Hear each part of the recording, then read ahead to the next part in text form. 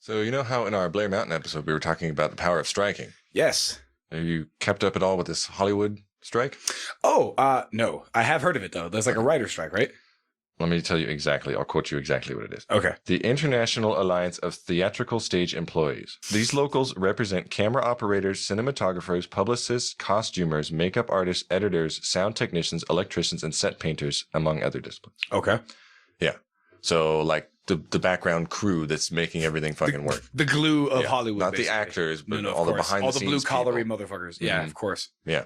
Grips, lighting, sound. Yeah. Words. So if they don't reach a deal by, let's see, when was this made? Like a deal with all the studios or something? Made today, actually.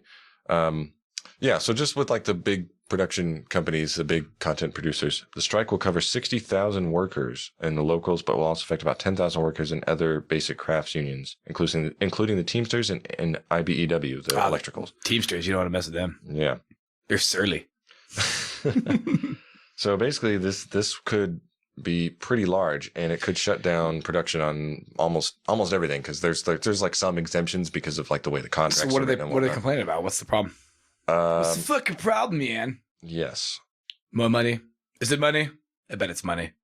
Something to do with money. Higher pay, more meal breaks, more rest time between shifts, better contributions to health and pension plans, as well as an update to contracts that reflects the success of streaming. That's the other thing. That was the big reason I wanted to bring it up. That last little part was shoehorned in there. That's right. Sorry. Kind of crucial. That's the whole reason I wanted to bring it up, because it kind of ties into that whole thing we were talking about, Scarlett Johansson and all that stuff, with contracts tied into traditional services or theater releases, because they get almost nothing because of the way the distribution has changed. So they don't get the money off of the fucking streaming revenue.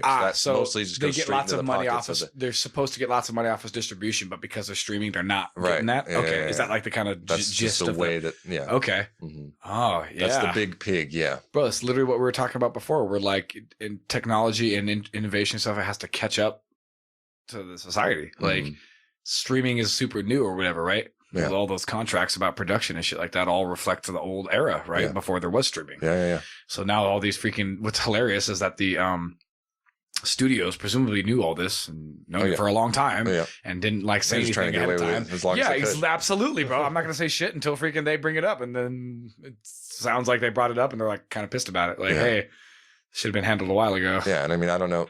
It's a similar thing happens in the music industry. Like streaming gives an artist like maybe like 0.3 cents or whatever per like stream. You know, It's like almost nothing. Like they were already not getting very much off of like CDs, and now streaming has made it even worse. And that's unfortunately the way that most people like to consume their music is through streaming. Right, totally, because it's convenient. Again, right? Just exactly, it's convenience. Like these days, most people like to stream their movies and TV shows or whatever. Right. The vast majority, at least. Yeah. So I can understand why they'd want to strike. Apparently, it was like a 98% vote.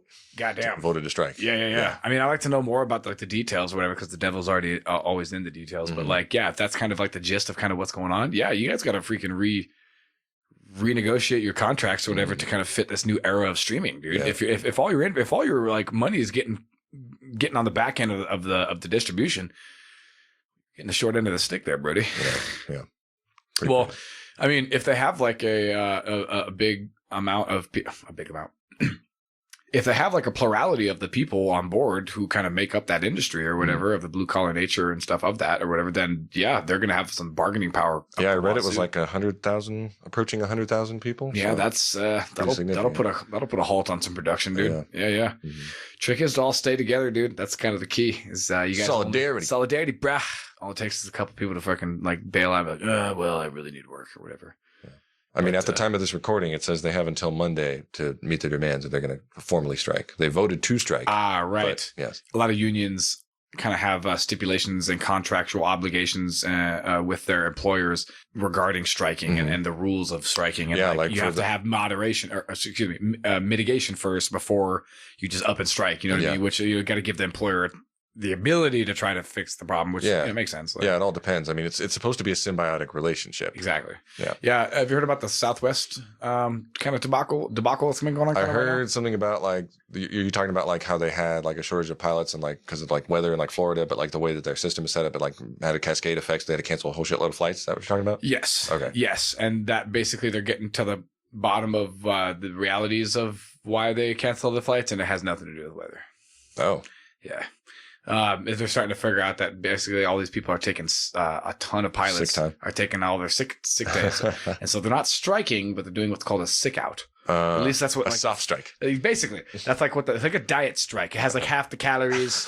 You know what I mean? Half the indignation, half the taste. You know what I mean? Yeah. So a lot of people are speculating that they're just taking all the pilots are taking a bunch of sick out days, taking all their sick days or whatever, kind of all at the same time, semi-coordinated, semi-uncoordinated, and not actually striking because that's like illegal. Right, because they're federal. Yeah, they're pilots. Yeah. Yeah, and if you're going to do any kind of strike, you have to you have to go through all the whole rigmarole and process of like, okay, we'll have to like do a grievance, and then it has to be like taken into review, and then you can strike or whatever. And it all has to do with a bunch of like the mandates and stuff like that because Southwest is a Texas-based company. Therein lies the rub. And they're a federal all airlines are federal like sub under the FAA. Yeah, totally. Which I actually didn't know, and now that kind of brings hey, who's that president? Ronald Reagan. Thank you. Yeah. That suddenly brings all that whole thing into a whole new perspective when he was like, well, I'll just fucking fire you guys. I'm like, what a prick. But I'm like, wait a minute. If they're under like federal fucking, I might not like the rules, but the rules are the fucking rules. Like, you can change the rules. Don't get fucking mad at the person who's fucking operating within the rules. Like, anyway, I just put that stuff into a whole new perspective for me, even though I'm not even super like familiar exactly with what all that's going on. But the weird thing is that because they're a federal like employee, because they're like they have to listen to Biden's mandates, but because they're in Texas, fucking where they're challenging a law. Greg Abbott, or whatever his name governor. was, was like, hey, no, put like a ban on mandates, right? A ban on bans. Yeah, exactly, which is fucking hilarious. So it's like, which one are they going to choose? Is one of those weird things where like freaking the federal government's pointing a gun at you, and the state's pointing a gun at you, and you're caught in the middle. And like, you got to choose, Balgi. There's no.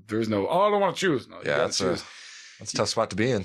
It is, but if you had to choose, let me ask you something, Marcus. What would you choose? Would you choose a federal mandate or to obey a federal law, or would you choose to try to obey a state law? In theory, just a generality. In not general this specific theory, not one. in this specific instance, I would guess I would go with the federal. Yeah, well, how come? Because their prisons are harsher. Yeah, that's true.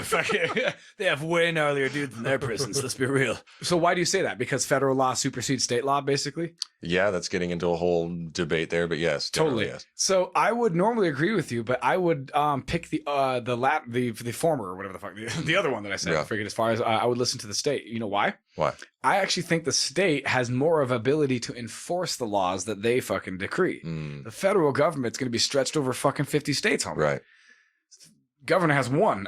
Yeah. They, you're making a decision. The governor's like literally over your shoulder or whatever. You fucking make the other decision. It's like getting a phone call from some distant relative, like, don't do that. I'll come down, maybe, probably. When your father gets home. Yeah, exactly, dude. Right. So like, which one are you gonna do? The one that the devil or the one is like probably won't even fucking show up and just send a harsh letter at you or whatever. You know what I mean? Like, but you're right. You're caught in between that hard place. Like, what the fuck do I do? I mean, Southwest is like a fucking multi-million-dollar company, dude, or a billion for all I know. I don't know.